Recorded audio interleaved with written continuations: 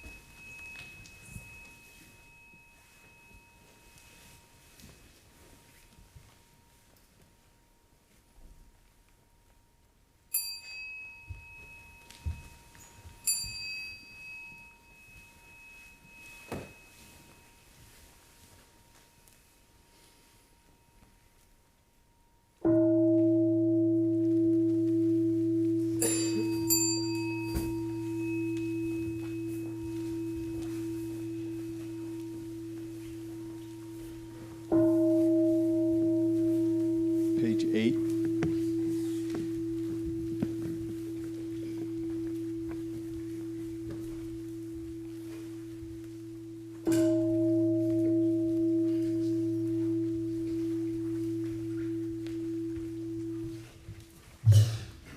Heart of great perfect wisdom, Sutra.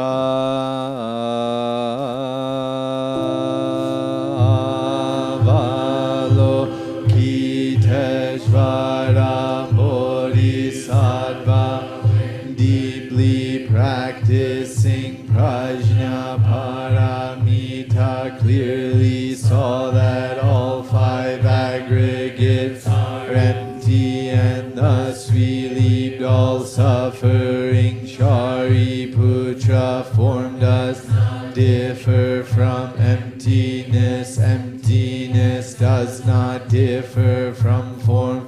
Itself is emptiness. Emptiness itself forms sensations, perceptions, formations, and consciousness are also like this. Shariputra, all dharmas are marked by emptiness. They neither arise nor cease, neither defiled nor pure, neither increase nor decrease. Therefore, in emptiness there is no form, no sensation, no perception, no formation, no consciousness, no eyes, no ears, no nose, no tongue, no body, no mind, no sight, no sound, no smell, no taste, no touch, no object of mind, no realm of sight, no realm of mind consciousness. There is neither ignorance nor extinction of ignorance, neither old age and death nor extinction of old age and death, no suffering, no cause, no cessation, no path, no knowledge, and no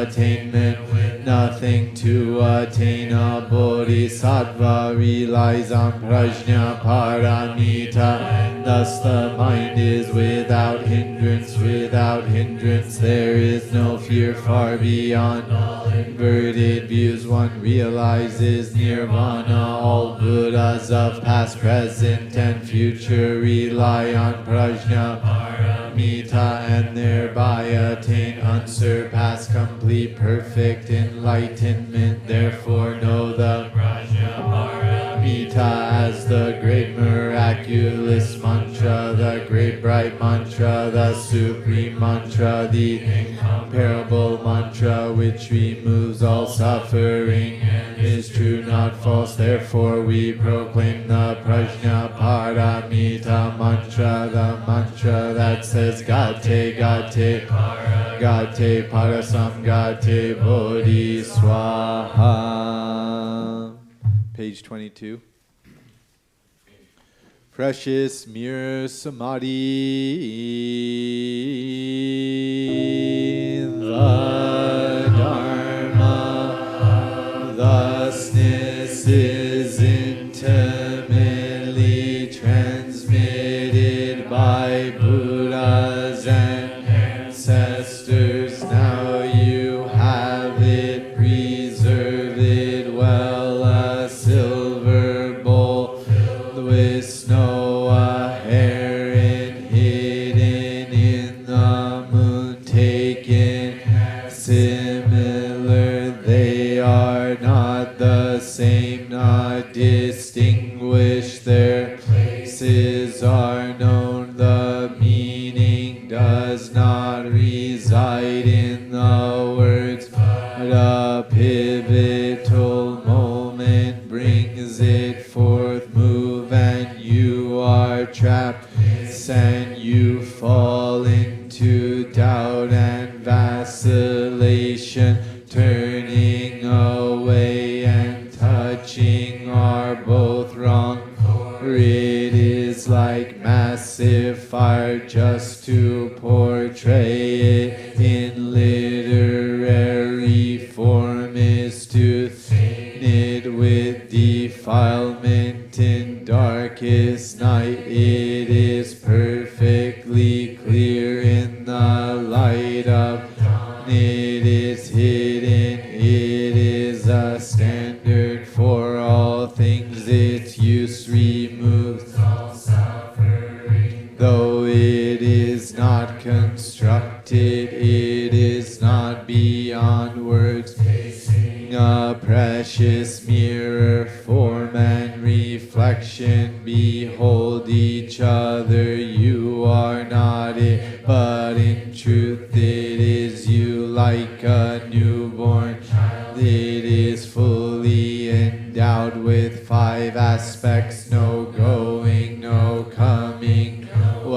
arising, no abiding. A baby babbles, is anything said or not? In the end it says nothing, for the words are not yet right. In the illumination hexagram, apparent and real interact, stack together, they become 3. Permutations make 5, like the taste of the 5-flavored herb, like the 5-pronged vajra, wondrously embraced within the real. Drumming and singing begin together, penetrate the source and travel the pathways, embrace the territory and treasure the roads. You would do well to respect this, do not neglect it. Natural and wondrous, it is not a matter of delusion or enlightenment. Within causes and conditions, time and season, it is serene and illuminated. enters there. There is no gap so vast it transcends all dimension. Just a hair's breadth deviation, and you are out of tune now. There are sudden, gradual, so teachings and approaches arise with these matters distinguished as its standard, mastered or not. Reality constantly flows outside still and inside trembling like tethered colts or cowering rats. The ancient sages before them and offer them the Dharma. By their inverted views they take black for white. When inverted thinking stops, the affirming mind naturally accords.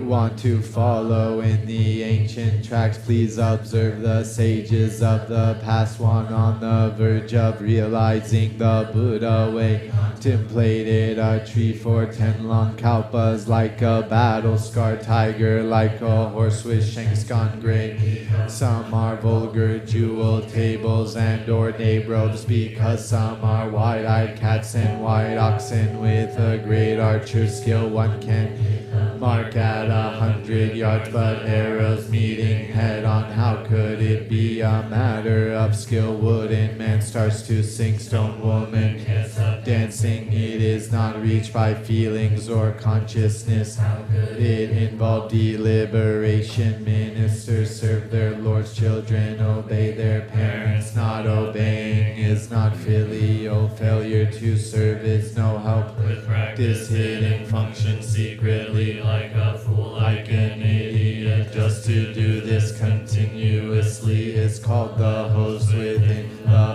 host. Buddha nature pervades the whole universe, existing right here and now.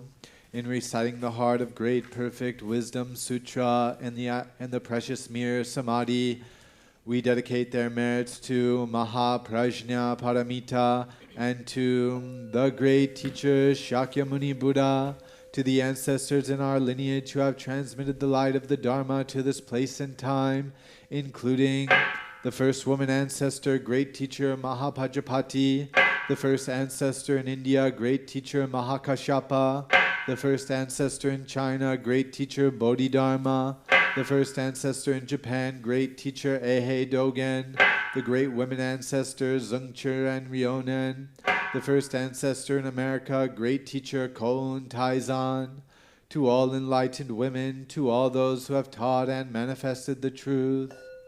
Page 28.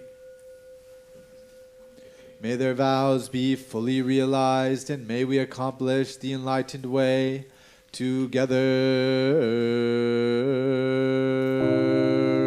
Om Buddhas throughout space and time, all honor ones, bodhisattvas, mahasattvas,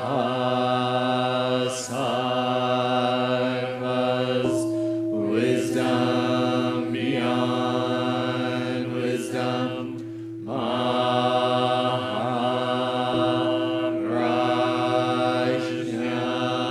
Paramita.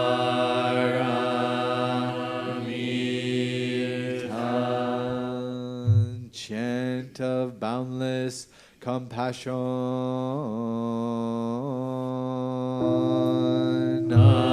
absorbing world sounds, awakens a Buddha right here. This Buddha, the source of compassion. This Buddha receives only compassion. Buddha, Dharma, Sangha, just compassion. Thus the pure heart always rejoices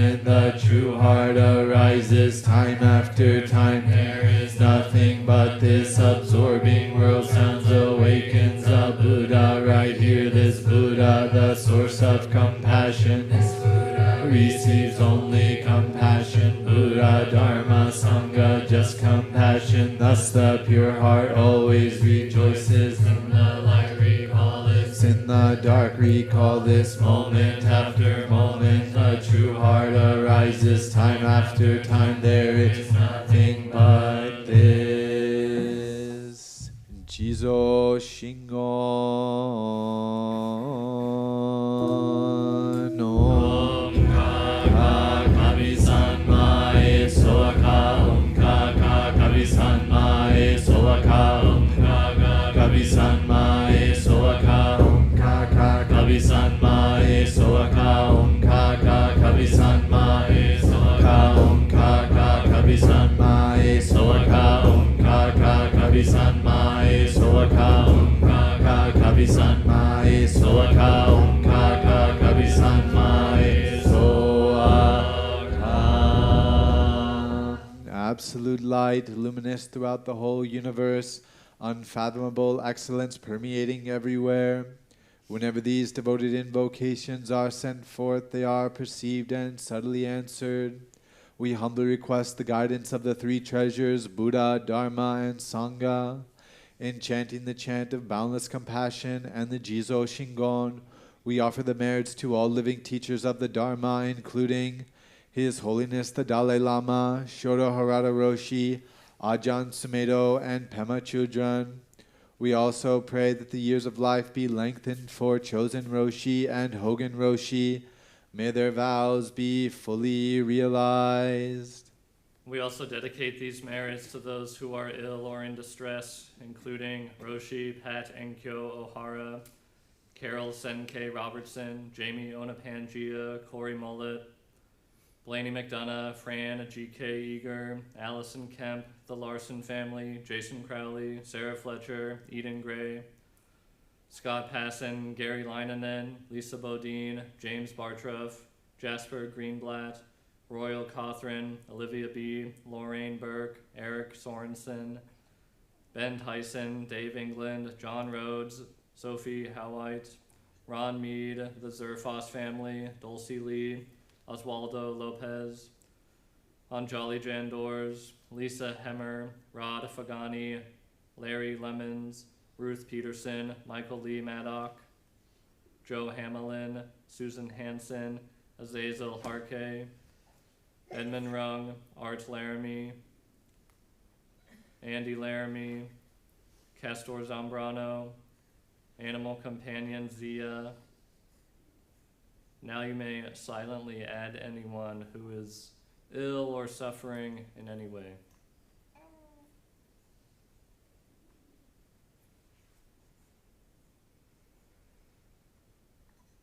All people in war zones all over the world, all people harmed by white supremacy and systemic racism, all people, animals, and plants harmed by the effects of climate disruption, all refugees fleeing violence, famine, and persecution, may they be free from suffering and serene through all their ills.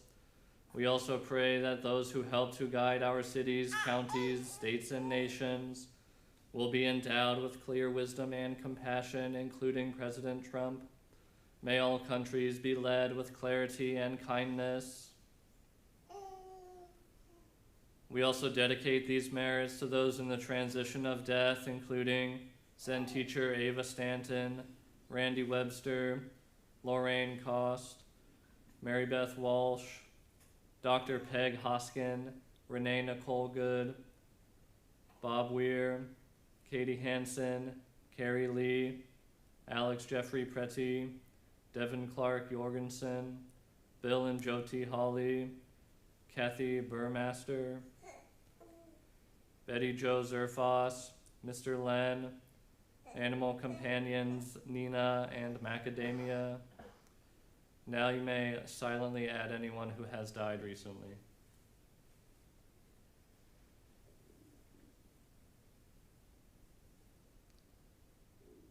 all species made extinct by human activity, all those who have died in human-made and natural disasters, in acts of terrorism, violence, and war, and to those who mourn their loss, may we and they be serene through these transitions. May we aspire to turn the Dharma wheel unceasingly, to free the world from every tragedy of violence, epidemic, and starvation, as we accomplish the awakened way together.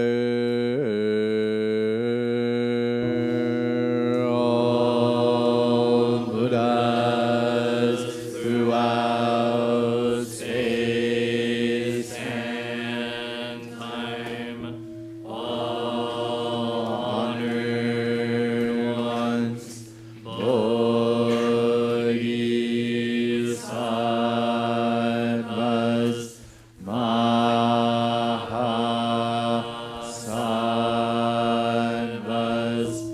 wisdom beyond wisdom, Mahaprajna,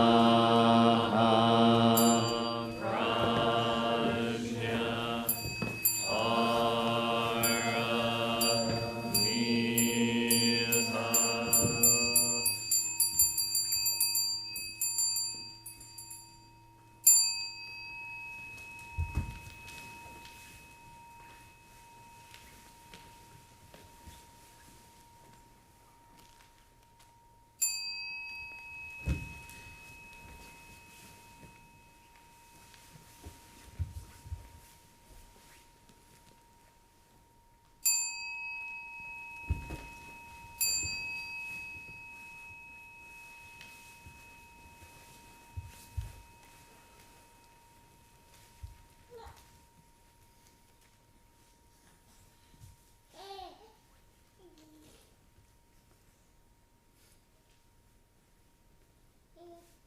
One bow to the Buddha on the altar.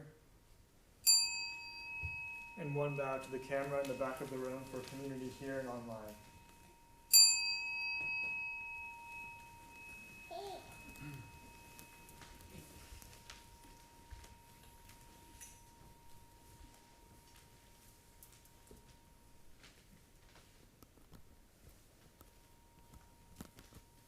If it's your first time here at Great Vow today, or you've never received face-to-face meditation instruction before, there will be a meditation instruction class and orientation with one of the priests who live here, Onshin. And you can meet him in the hallway on the right. So please do go to that if it's your first time here. And the children's program can meet with Lori and Emio in the other hallway on the left. And the rest of us can be seated for Zazen.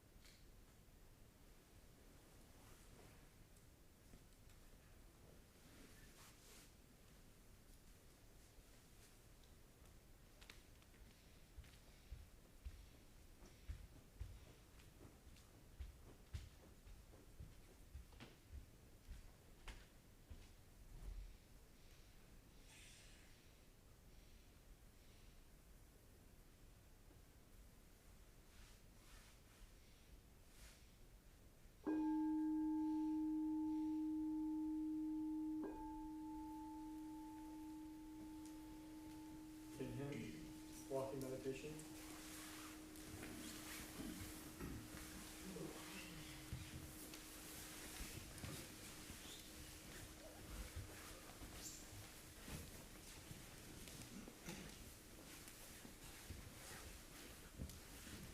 At the sound of the clappers, the first and third rows can face the altar, and the second and fourth rows can face the entrances. And we'll do a serpentine pattern weaving through and behind each row of Mass. If you don't know where to go, just look up and someone will show you the way.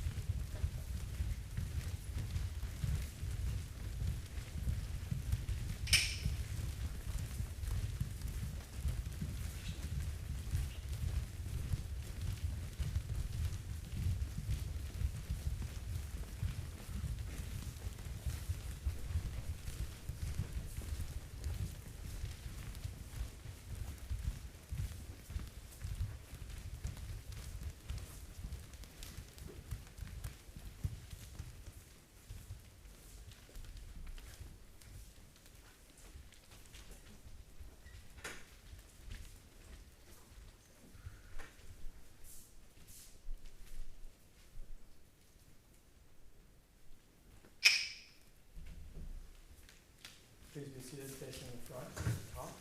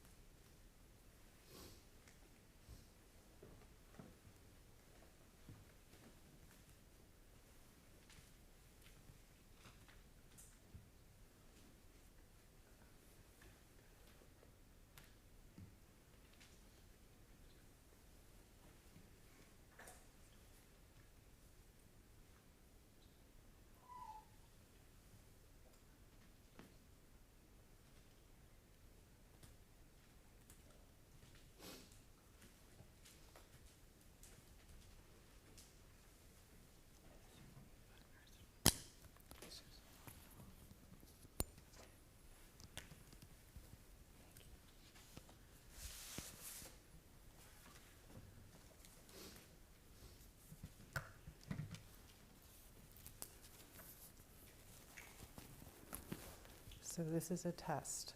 Is it picking up? Thank you. Thank you. Welcome. It is so lovely to have this many people here. Many, many of you are familiar from the workshop, and many of you are familiar from not, and some of you are not familiar. So, should we introduce ourselves as we talk? Yeah. Go ahead. Yeah. And also take refuge. Oh, thank you. Yeah. So, I take refuge in Buddha, take refuge in Dharma, we take refuge in Sangha. Thank you. I need reminders a lot. Okay, so my name is Cho-An. I am a member of ZCO for about 21 years now, and I've been doing the work of Byron Katie since 2018 when I attended, well, actually a little bit before I started doing the work, but then I attended the 9-day school in fall of 2018. What I'm going to do is get us started today with a bit of introduction to what the work of Byron Katie is about, and then Eduardo is going to pick up with more of the juicy detail part. So, the work of Byron Katie is actually a meditation. And considering that that's what you all have been sitting here doing for the last hour, you're pretty familiar with the basics. So we just get present, and then we notice. We're not trying to get something, we're not trying to be different, we're just being with what is, observing it and noticing it. So let's just remind ourselves about meditation by noticing right now the sensation in the fingertips of your right hand.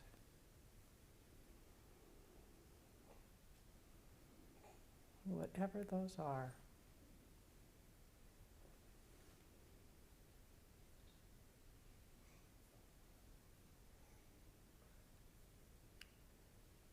And now notice the sensation in the bottom of the left foot, wherever that is.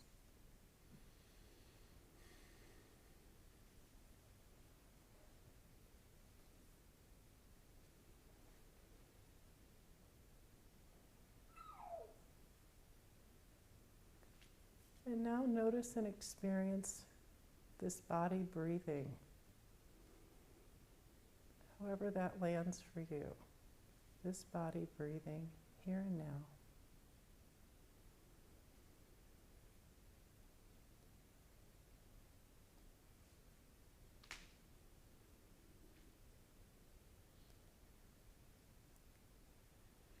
And one of the lovely things we're able to do is invite our attention into different experiences like that.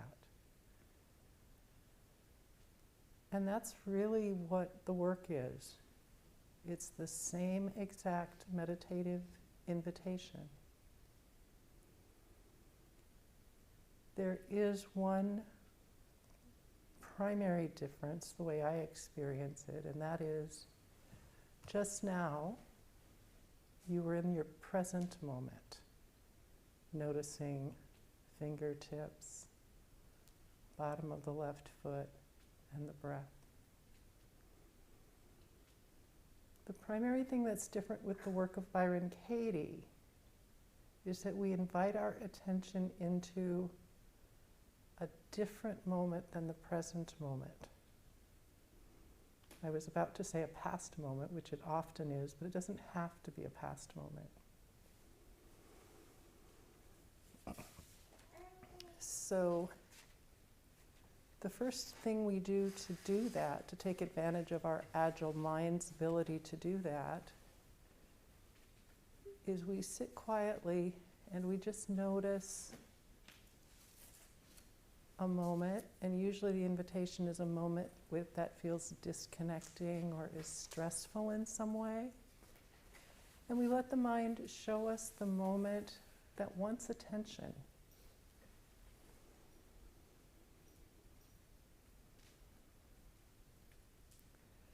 And then because that moment has been fixed in some experience,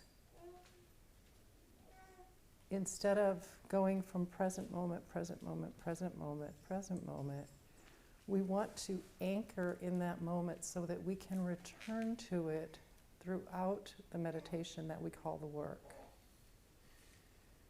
And the way that we do that is we invite detail about the moment. So, for example, one of the moments I meditated into this weekend, I was on the love seat in the living room at Kip in my house.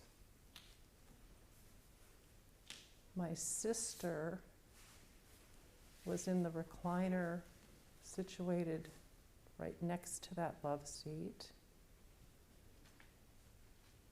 And we were facing each other. And everybody else, my husband Kip, her husband, and their kids, had all gone to bed. And it was just the two of us. And this is a kind of time that we rarely have and often take advantage of. So we find that specific moment, and I see her face stiffen as I say something about her son Ben. And that's the anchor, that's the freeze, that's the moment into which we're going to do the work, in my case. Each situation has its own moment, of course. And then as we sit into the work, instead of noticing the ever-changing impermanence of the world, this moment, this moment, this moment, we have prompts that take us back to that moment. But the invitation of the prompts is the classic meditative invitation to just notice what is there. And then, if we're able to do that, and sometimes we are and sometimes we aren't, sometimes we learn interesting things that feel valuable. So with that, I'm going to let Eduardo talk more about what those specific prompts are in that meditative moment.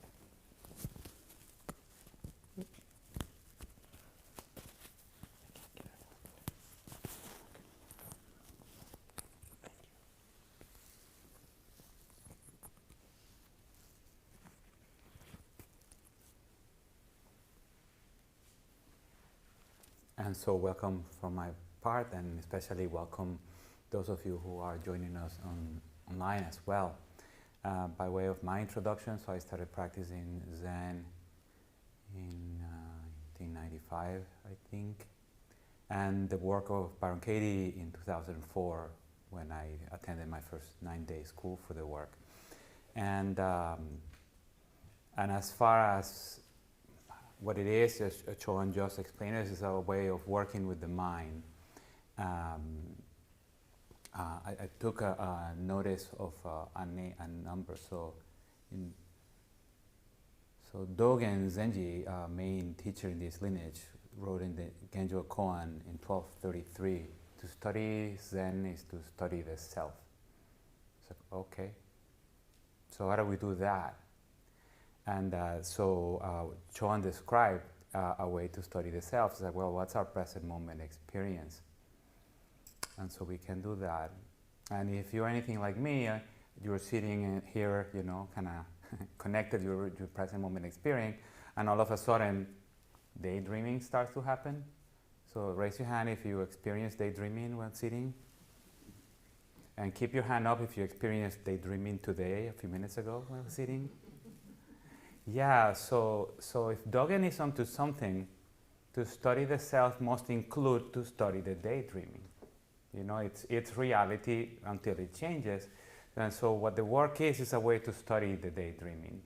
And in a sense, it's like there are moments I'm sitting there and I'm noticing my breath or my presence, and all of a sudden I have the thought, I need this meditation period to be over. So raise your hand if you have ever had that thought. Okay, and look around, sometimes you feel like you're the only one. And it's hilarious because maybe just so that the next one begins, right? But it's that you must kind of tick it. So it's kind of crazy, and in this work, we just respect what shows up, okay? So we identify the thoughts, and we notice what world is born out of that thought that would rob us from the ability to be simply, just to be. So can we be here? Well, that's kind of like the royal view, like just be at all times without deluded thoughts arising. And if what's available is the fantasy, then can I be with the fantasy?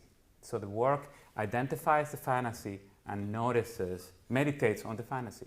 So we call this identifying thoughts and questioning them. So this is a portion of the talk. So there's a portion of the talk that Chant did, and then there's a portion that I did, and it ends now. And so in the next portion is a collective portion, okay? So especially those of us who were here on retreat, you will know the drill. So we're going to demo in public and how to work with the mind. So what we're going to do is I'm going to give you a concept, and the concept is I need this meditation period to end. So first let me tell you what we're going to do, and then we'll do it. So I'm going to invite you to see if mind would show you a moment when you had that thought. And every hand was up here. So I know you can do this. And so just to the best of your abilities, you will just have mind show you when you had a thought like, I need this meditation period to be over. And if that doesn't connect with you, maybe you had that thought about a movie, you're in a movie and it's like, I need this movie to be over. Or somebody's talking on and on and on. It's like, I need this Dharma talk to be over. There's lunch waiting. And thank you for the baby, like absorbing world sounds awakens a Buddha right here. It's like, it's never been so yummy as today. And so keep it up, keep bringing the baby. So without further ado, I invite you to be in your seat and go to a moment when you had the thought, I need this meditation period to be over. And I'm going to ask you some questions, and you're invited to answer them out loud as it feels right to you. And if you know how to do the work, then you know the drill, and anyone's welcome, because the questions anyone can answer. So be there in that moment as though it's happening now. So you need this meditation period to be over. Are you sure? And the answer is either yes or no. Are you sure?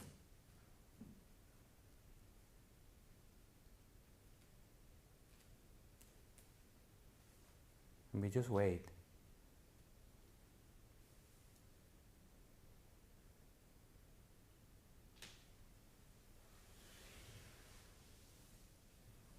No. That's what comes to me, and maybe something else comes to you. And if you have an answer, you're welcome to share with the room. Are you sure you need the meditation period to be over in that situation?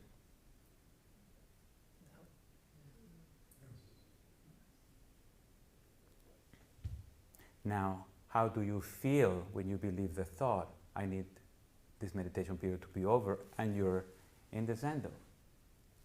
How do you react? What happens when you believe the thought, I need this meditation to be over, and it's not over? So what happens? Feel trapped.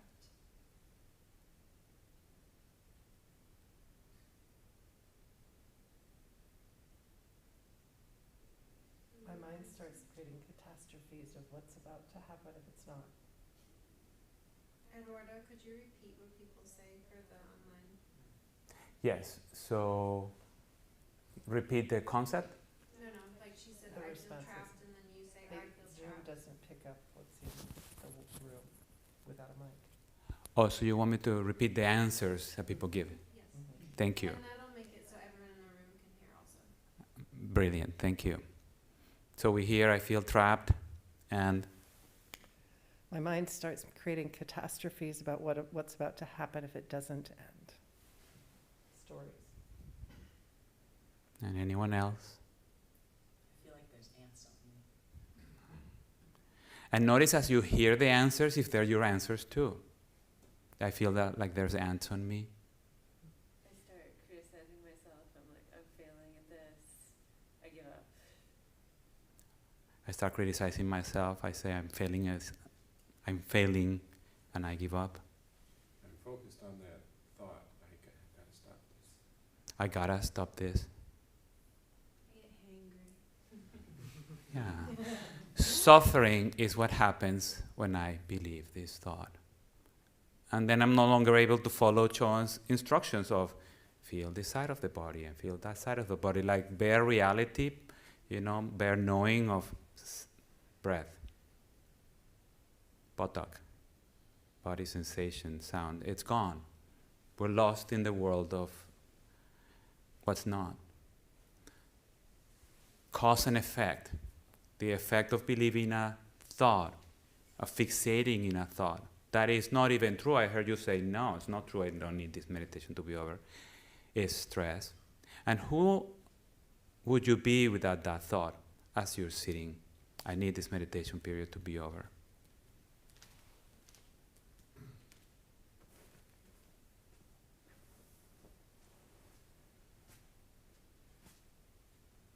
Feel content. Feel content, More focused. more focused. I see the candlelight reflecting on the shiny floor. You heard that?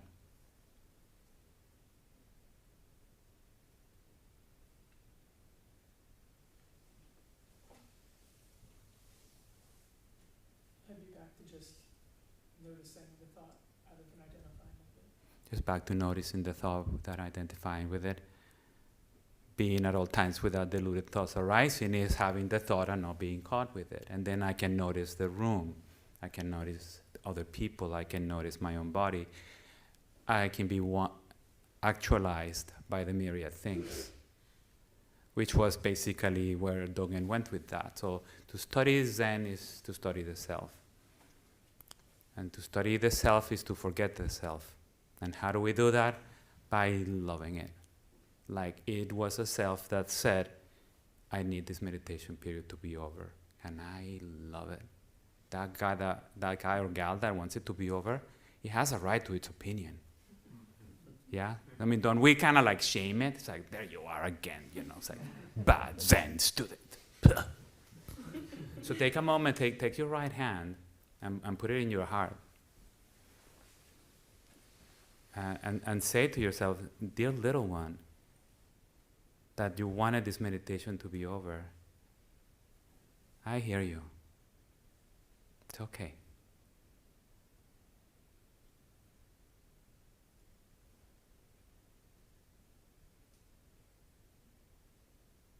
And now you're actualizing that. So the work is identifying the thought that might rob us of our ability to be present with our lives, and noticing that causes suffering, and noticing the difference between believing and not believing. So how do you react when you believe the thought, and who or what would you be without the thought? And then we explore opposites. What's the opposite of I need this meditation period to be over? So what's the opposite of I need this meditation period to be over? I do not need this meditation period to be over. Yeah, so is that as true or truer in that situation? And then we just don't jump to the answer, we meditate, and we just wait. Could that be as true? It could be as true, yes. Yeah, so very gentle, then we can hold both polarities of mind. The one that believes this, the one that believes that. We don't add knowledge to the situation, we just hold both of them. But when we hold both, it becomes difficult to continue to believe the one that was causing the stress. Identification with the belief weakens in the face of your contemplation of possibilities. And then you can be closer to more and more and more and more aspects of your experience. You can be actualized by the myriad things.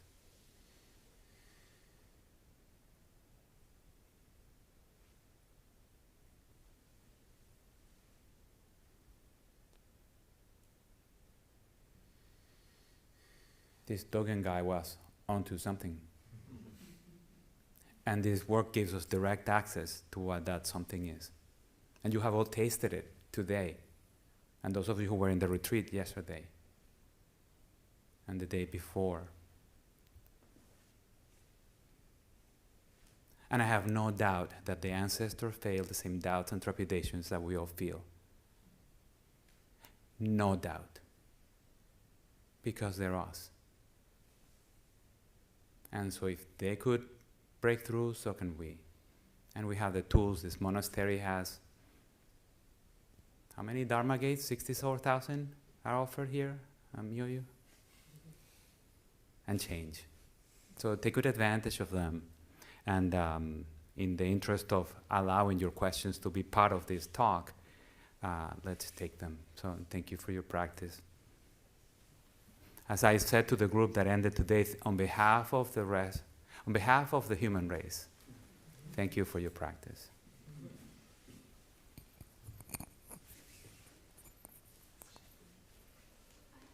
And will there be a mic pass?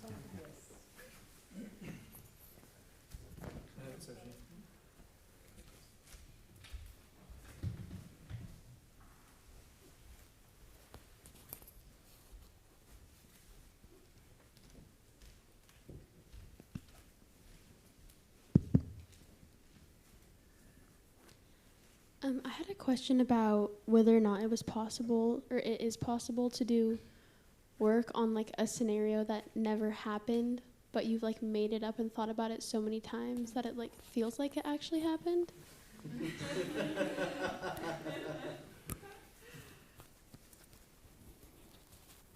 Absolutely. May I tell you briefly of an experience I had when Eduardo was leading this 4-day workshop with Hogan Roshi, and I was an attendee. And they wanted us to do a Judge Your Neighbor on death. Well, I don't handle death with as much challenge, but I realized the moments before it, I had a lot of stress about. So the anchoring thing I mentioned earlier still applies. You have to get really specific. And in that, I created my nightmare scenario. So here's my nightmare scenario. I am older even than I feel now. I am in a nursing home. My body has basically given up functioning, so I'm not walking or using my hands well, but I'm mentally alert and able. And an irritated caretaker has just slapped me for soiling myself. That's my moment. And I wrote a worksheet. I don't remember what all the beliefs were, but it is possible if you can find the moment, like let your mind show you its nightmare, and you can do the work in it. And it was a pretty profound worksheet. So I say absolutely, based on my experience. Thank you.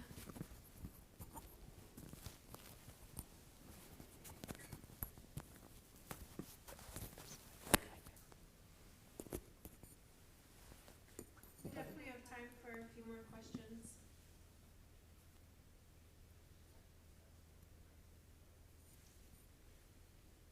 Yes, Ash.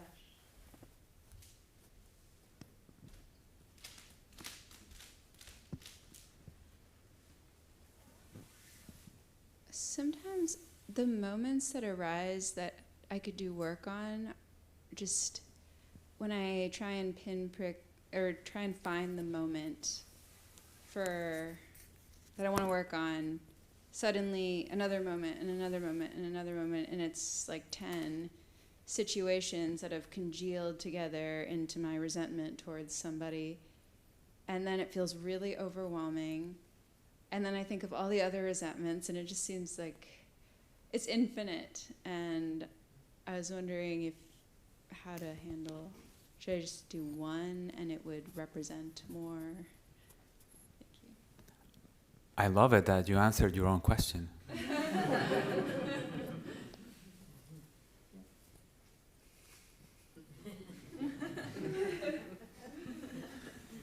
And there's not a better and worse one. And as you've got that list of moments that feels very long and big, there's not a better or worst one. I would actually encourage you to try one of the lighter ones. Don't look for the most intense among them. Just choose one and go there.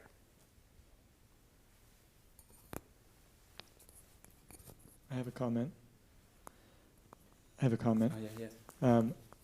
Yeah, on that note, I remember my first retreat doing the work. I was looking for like the juiciest stuff to work on, like the most reactive moments. And then I had this moment where I had this little twinge of some feeling that day. And I did the work on that little twinge, and it was like by far the most profound worksheet that I did the whole weekend. Just this little reaction that I had. So yeah. Thank you. And I think Bob back there.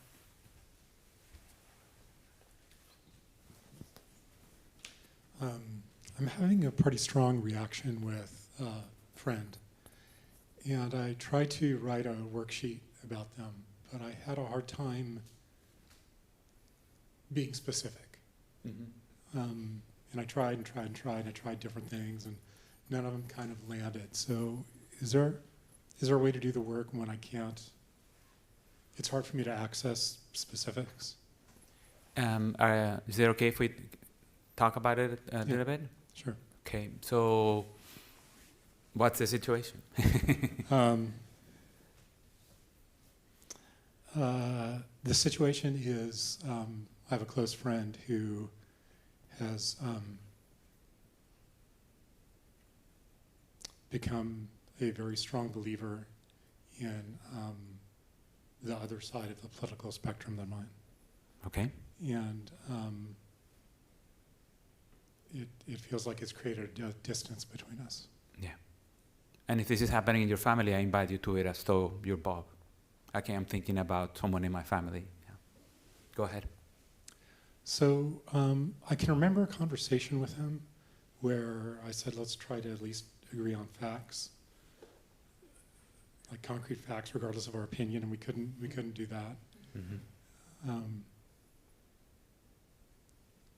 But that felt overshadowed by this disconnect. Okay. So let's go back to that moment when you're having that conversation. So do you remember when that was? Broadly? It's about 2 months ago. About 2 months ago. Where were you? I was upstairs in my house, sitting at my desk, looking out the window at trees. And your friend was there with you in that room? Oh, we're on the phone. You're on the phone. So you're in that room. Do you see the window?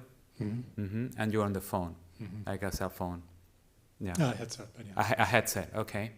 And so, and then what happens? So you have a conversation. So before you have the conversation, you're just Bob in upstairs. Yeah, just talking to my friend. Talking to your friend, and then.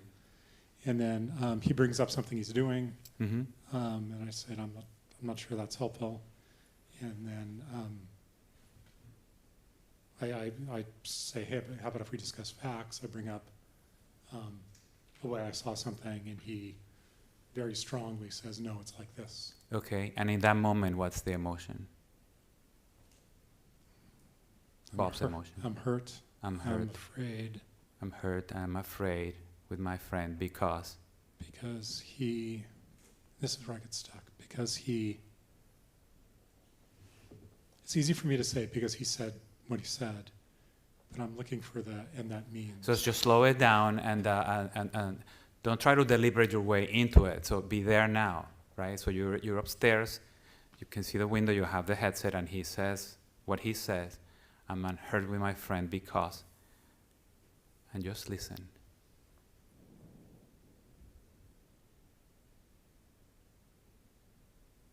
Because he doesn't care about me. Yeah. So that's the one. And out of that, then you write the whole thing. Does that help?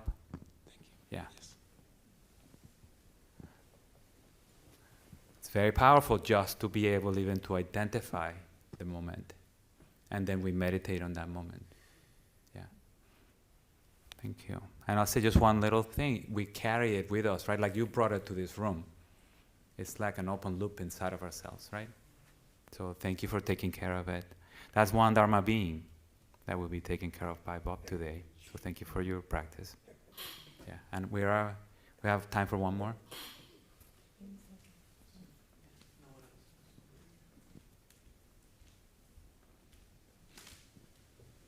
Just sort of a follow-up to what Ash was talking about and what you just briefly mentioned. But I'm curious if you could... The microphone closer to... Is that right in front? Better, Okay. thank you. Yeah. Just kind of a follow-up to what Ash was mentioning and something you spoke about, which is that, and curious if you could talk a little bit why some of the smaller moments are more illuminating than some of the bigger situations when doing the work. Hopefully two things showed up for me as you were asking that question. The first thing that showed up for me, and I believe based on just my personal work and experience, this mind is a creature of habit conditioning. So the same circuits, the same habit conditioning is present, whether it's this really big moment or a small moment. That's one. The other one is, I find that when I have a lot of emotional investment, like something is really hitting me strong and loudly, particularly with somebody who's really important to me in my life, it's sometimes harder to go back to where I started. This is just a meditation. We just notice. So sometimes when my certainty about the belief is stronger, it's harder to relax back into awareness and just noticing. And when it's not a really intense moment, that habit, that is the same one I develop every time I sit in a zendo in meditation, is easier to access for me. There might be something else too. Oh, it's pretty good, yeah. I can't add anything to that. Thank you.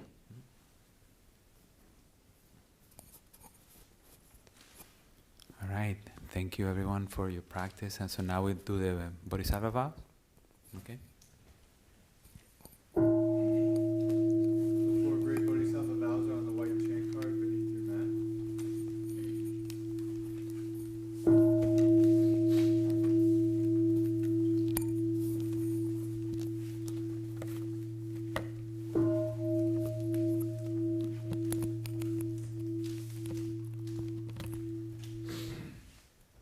Four great Bodhisattva vows.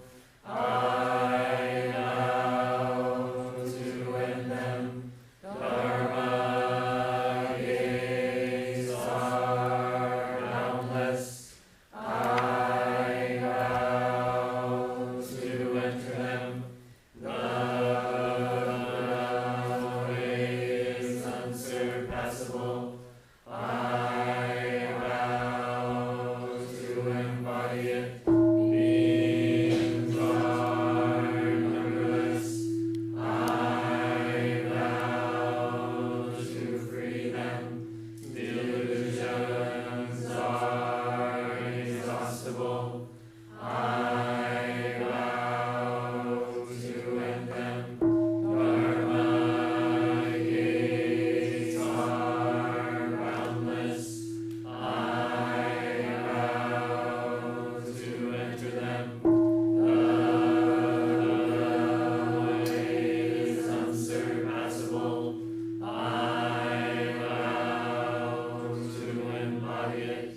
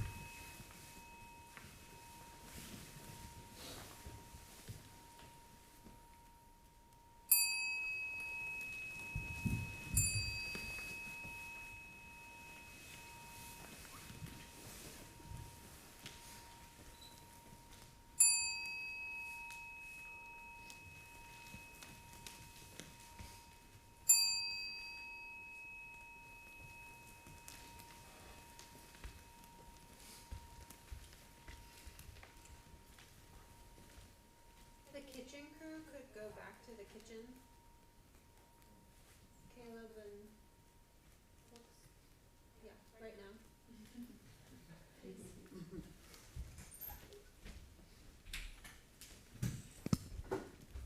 Thank you, Kyozen and Choan, for your guidance this weekend. Thanks, everyone, for being here in person. Thanks to the folks online as well. So as we head down to the cafeteria for lunch, let's clean up the Zendo. You can put all the blue mats in this corner here, and your sitting supplies away. Benches and chairs go behind the screens. The cushions and blankets go in the hallway.